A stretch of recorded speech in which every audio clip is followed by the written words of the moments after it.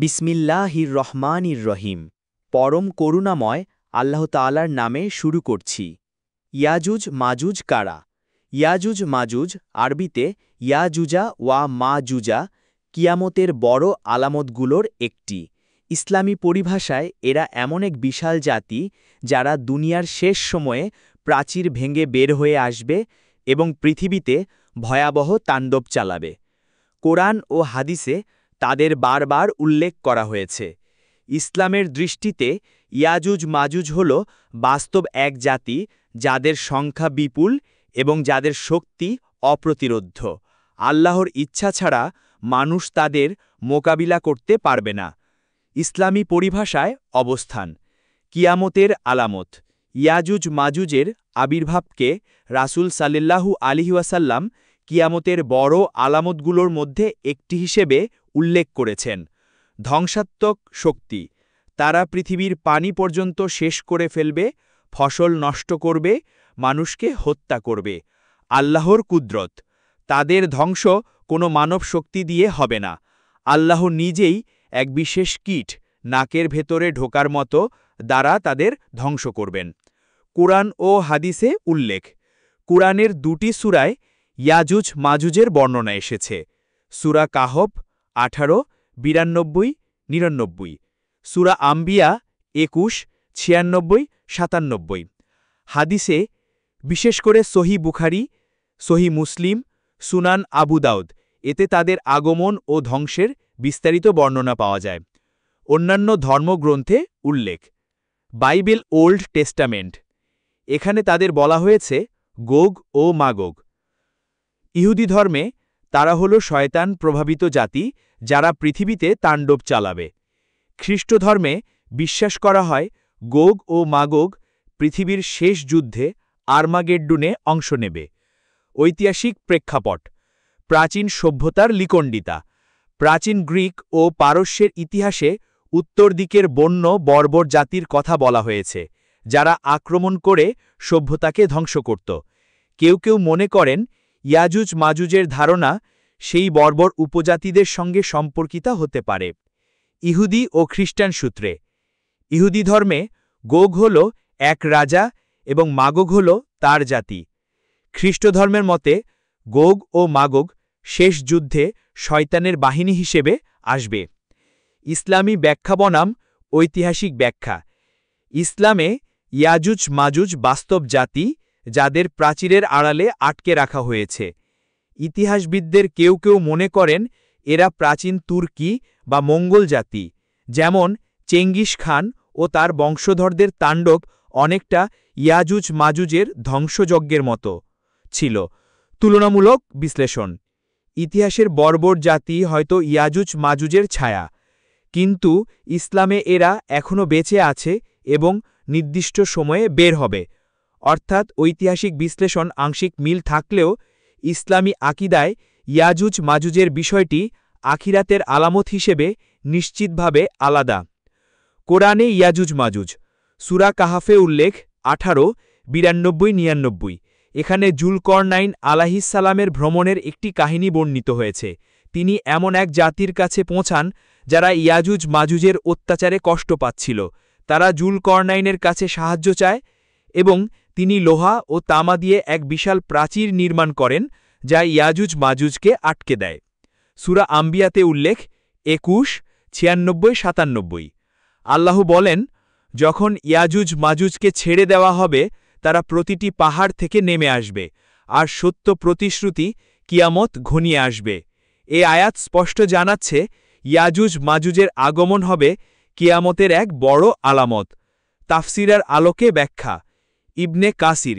ইয়াজুজ মাজুজ দুই বিশাল জাতি যাদের সংখ্যা এত বেশি যে তারা পৃথিবীর সকল সম্পদ শেষ করে ফেলবে।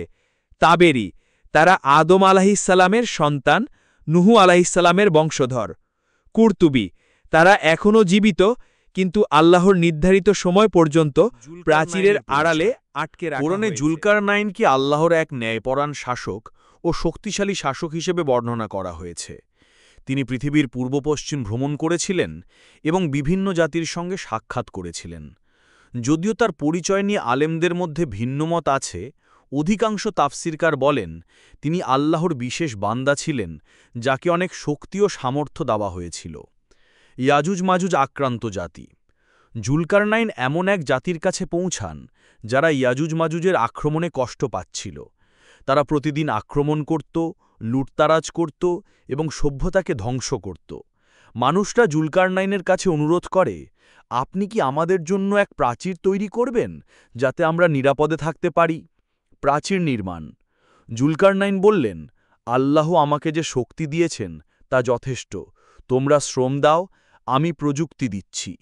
এরপর তিনি লোহা ও গলিত তামা ব্যবহার করে পাহাড় দুটির মাঝে এক বিশাল প্রাচীর নির্মাণ করেন। প্রাচীরের বৈশিষ্ট্য এত শক্তিশালী ছিল যে ইয়াজুজ মাজুজ তা ভেদ করতে পারত না। তারা প্রতিদিন চেষ্টা করত, কিন্তু ভেদ করতে সক্ষম হতো না। প্রাচীরের অবস্থান। কিছু আলেম বলেন এটি ককেশাস অঞ্চলের দারিয়াল গিরিখাতে, অন্যরা বলেন মধ্য এশিয়ার কোনো পাহাড়ি এলাকায়। আধুনিক গবেষকরা বলেন এটি হতে পারে চীন ও মঙ্গোলিয়ার সীমান্তবর্তী এলাকায়, যাকে গ্রেট ওয়াল অফ চায়নার সঙ্গেও তুলনা করা হয়। তবে ইসলামী ব্যাখ্যায় জুলকারনাইনের প্রাচীর চীনের দেওয়াল নয়। ইয়াজুজ মাজুজের বৈশিষ্ট্য। রাসূল সাল্লাল্লাহু আলাইহি সাল্লাম বলেছেন, ইয়াজুজ মাজুজ এত বিপুল সংখ্যক হবে যে তারা একবারে নদী শুকিয়ে ফেলবে। তাদের সংখ্যা পৃথিবীর সমস্ত মানুষের তুলনায় অনেক বেশি। কেউ বলে তারা মানুষের মতোই, তবে অনেক বর্বর। কিছু হাদিসে এসেছে তাদের কারো উচ্চতা খুব বেশি, কারো খুব কম। তাদের দাঁত ধারালো, চোখ লালচে, চেহারায় ভয়ঙ্করতা। খাদ্যাভ্যাস ও চরিত্র। তারা লোভী, সব কিছু খেয়ে ফেলবে। ফসল, পশু, এমনকি নদীর পানীয় পর্যন্ত পান করে শেষ করে ফেলবে। তারা পৃথিবীতে তাণ্ডব চালাবে, অত্যাচার, হত্যা, ধ্বংসযজ্ঞ। হাদিসের আলোকে বর্ণনা। এক হাদিসে বলা হয়েছে, যখন তারা বের হবে পৃথিবীতে কেউ তাদের ঠেকাতে পারবে না। মুসলিমরা তখন পাহাড় ও দুর্গে আশ্রয় নেবে। শেষ পর্যন্ত আল্লাহ বিশেষ কীট পাঠাবেন যা তাদের ঘাড়ে ঢুকে পড়বে এবং তারা সবাই একসঙ্গে মারা যাবে। ইয়াজুজ মাজুজের আবির্ভাব। ইয়াজুজ মাজুজ প্রতিদিন প্রাচীর ভাঙতে চেষ্টা করবে। প্রতিদিন তারা খুঁড়ে ক্লান্ত হয়ে যাবে। রাতে বলবে আগামীকাল আবার করব। কিন্তু আল্লাহর ইচ্ছায় প্রাচীর আগের মতো হয়ে যাবে। কিন্তু একদিন তারা বলবে, ইনশা আল্লাহ আগামীকাল শেষ করব। তখন আল্লাহ তা সম্ভব করে দেবেন এবং প্রাচীর ভেঙে তারা বেরিয়ে আসবে। তারা দুনিয়ার সব জায়গায় ছড়িয়ে পড়বে। নদী শুকিয়ে ফেলবে, পশু পাখি ফসল সব কিছু খেয়ে ফেলবে, মানুষকে হত্যা করবে। রাসূল সাল্লাল্লাহু আলাইহি সাল্লাম বর্ণনা করেছেন, মুসলিমরা তখন পাহাড় ও দুর্গে আশ্রয় নেবে। এত ভয় হবে যে এক পশুর দাম অনেক বেড়ে যাবে। যখন তারা দুনিয়ায় ভীষণ তাণ্ডব চালাবে, তখন আল্লাহ তাদের ঘাড়ে এক বিশেষ কীট পাঠাবেন। এতে তারা একসঙ্গে মারা যাবে।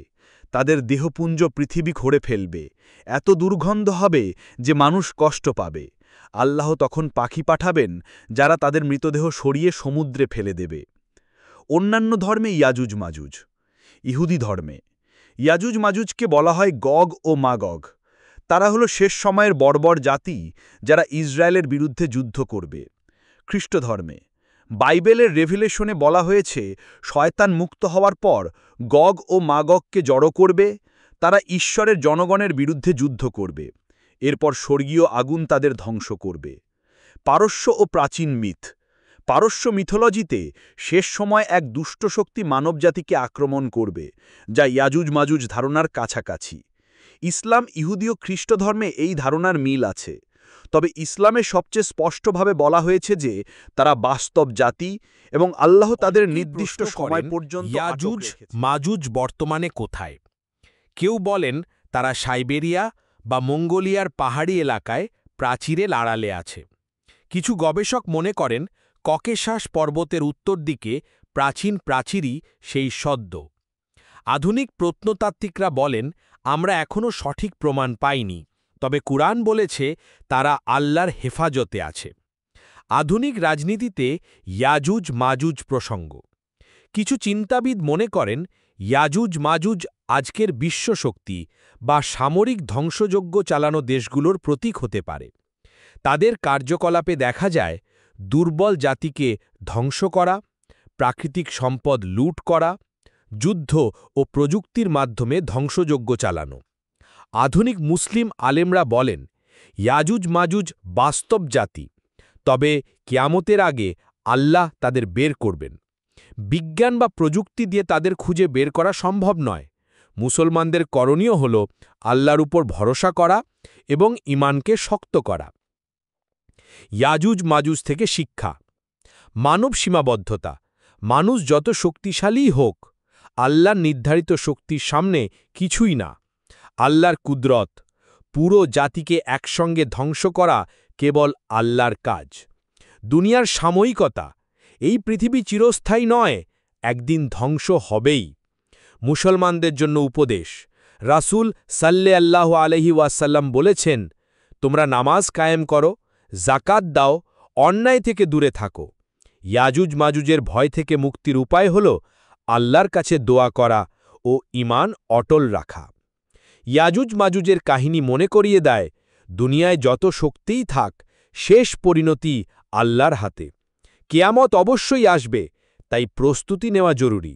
মুসলমানদের উচিত আখিরাতমুখী জীবনযাপন করা। ইয়াজুজ মাজুজের বাস্তবতা।